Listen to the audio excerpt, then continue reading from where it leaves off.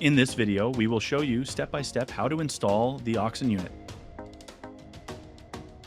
Mark out and create an opening in the wall.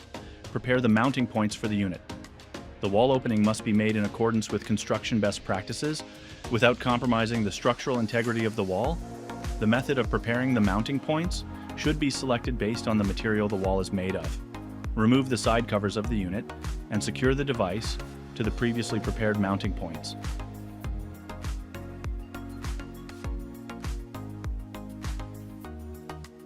Use OXC wall transition, adjust their number to match the wall thickness, seal the connection, leaving the sleeve extending 10 millimeters beyond the external wall bushings. Trim any excess.